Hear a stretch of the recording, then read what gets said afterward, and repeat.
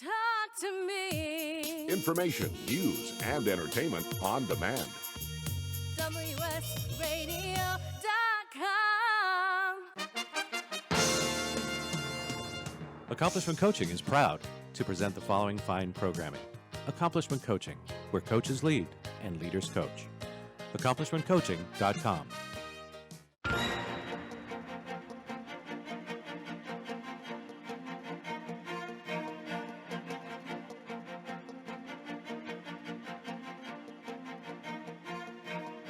Welcome to Leadership Insights Radio.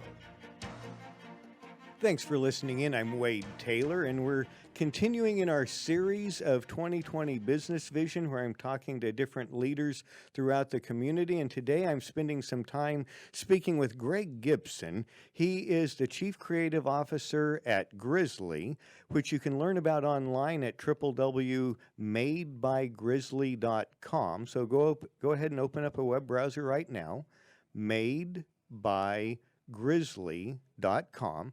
And they are a branding agency.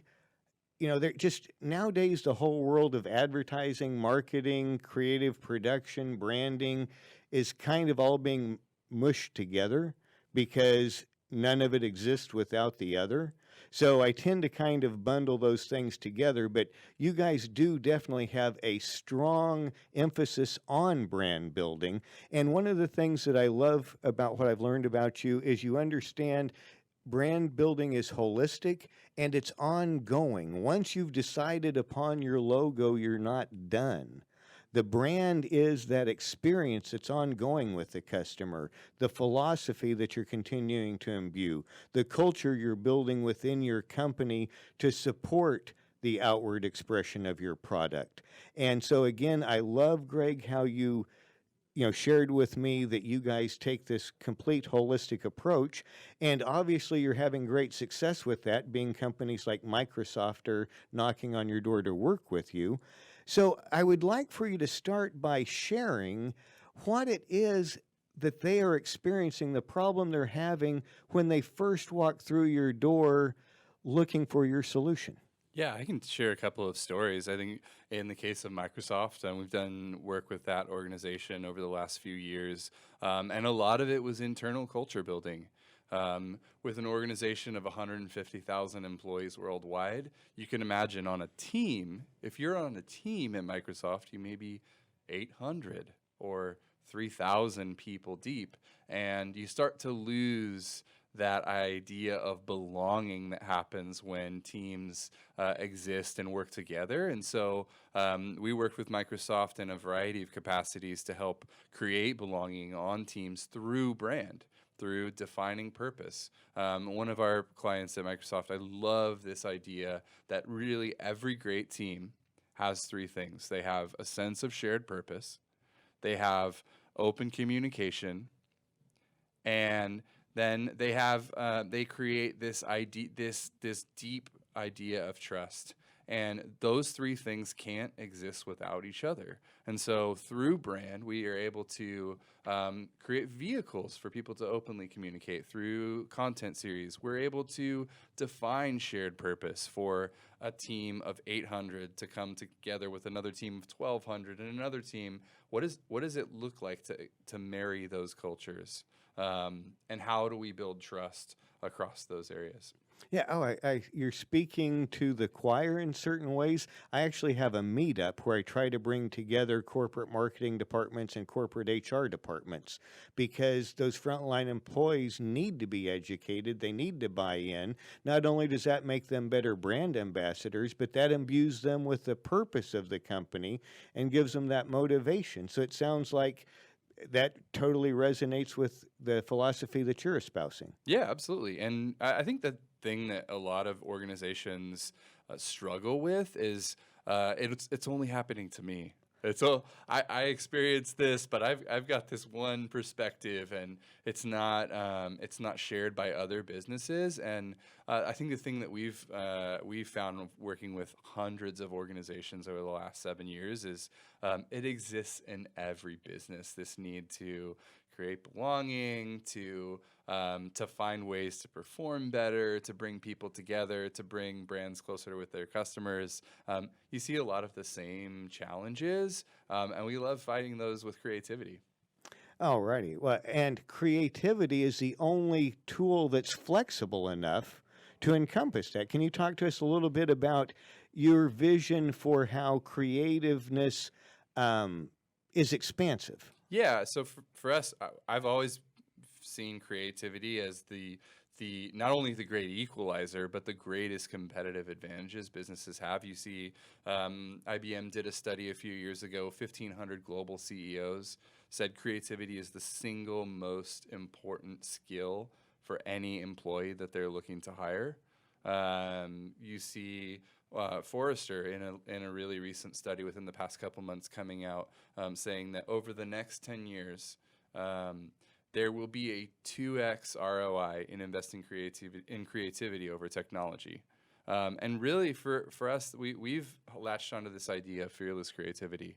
I want to go out and help businesses solve challenges, but I also want to imbue their culture with this sense of fearless creativity and empowering people to be able to solve problems they didn't think they could. Yeah, that totally resonates in my world, where I try to have people understand it's more about the message than the microphone, right? They get caught up in all these little details, and it's like, no, it's what you're sharing with people. It's the emotional connection you're having. Always come back to that, and just not to sidetrack, but the youth, right? They're just familiar with this one world, and it's an amazing world, but I remind that before there was Facebook, there was MySpace. And before there was MySpace, there was an AOL chat room. And before there was an AOL chat room, there was a bulletin board group. And before that, it was the corner coffee shop. These are all simply tools to allow us to stay connected with our friends and community. And as long as you always remember the tool's purpose is helping you be connected, then you will be less likely to sacrifice connectivity for sake of the tool. Right. Right? Yeah. And how does that resonate? Yeah, I think community's always been a really big part of our DNA. We think about this idea of adventurous brands, and those brands really are concerned with three things. They are concerned with belief. We want to help brands discover their belief so they can fly their flag. They can be about that purpose. It's about existing in the market with bravery, and then it's about going out and creating belonging with the customer, with your employees, with the market. And I think within culture, for us, we've done that in a variety of different ways, but really have been involved in the local community here in San Diego from day one. Helped start the largest local creative meetup called Creative Mornings, which we're one of almost 200 chapters now globally. Started about a decade ago in New York City, and now San Diego happens to be one of the top 5 chapters in the world from reach and attendance perspective. And that was always the mission, the little city that could, right? And just to prove not only are we able to have a global platform, but we also deserve to be there. We have a voice, and there's a really strong community of creative professionals here in San Diego. And then for me, being on the board of the One Club, what was once the Ad Club and then SDX and now is the One Club, just being able to steer the industry here locally. Right, and the Creative Mornings is something I've seen, but it sounds like I should start attending. Yeah, every month we have about 400 plus people show up on a Friday morning, get free breakfast. It's a free event. Just come and hear a talk by someone locally, a thought leader, and get inspired, and kind of end off your week inspired and excited to go into work. Well, so as we're talking about community writ large, but let's focus more on the advertising marketing community, is there a soapbox? Let me offer you a soapbox to jump on. Sure. Is there anything that the marketing community's doing that you wish they would stop doing, or perhaps there's something that you wish they would do more of?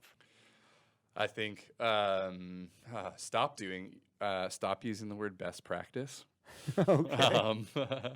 Stop using the word millennial. I hate how we generalize, the largest group of people on the planet, as if millennials like music. Right. As do every other person on the planet. So I think, generalizations really hurt our ability to connect with people individually. It hurts our ability to provide value and services that enrich people's lives. And I think businesses, while you do certainly have to do things to stay competitive, I think the idea of best practice really hurts people. From a marketing and advertising standpoint, what people should do is start marrying creativity and data. We're a very strategy-led agency, but you have to be able to be willing to be flexible between the two of those things and really leverage them for benefit. Alrighty, well, very good. So in our final 30 seconds, call out to a CMO at a major corporation. What do you want them to understand about how Grizzly can help them?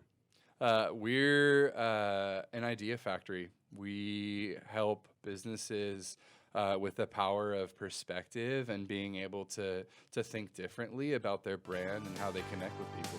Well, very good. So again, madebygrizzly.com is the website. Greg Gibson is the Chief Creative Officer who shared his wisdom with us. We'll be back next time with more great information here on Leadership Insights Radio, powered by WSRadio.com, the worldwide leader in Internet talk.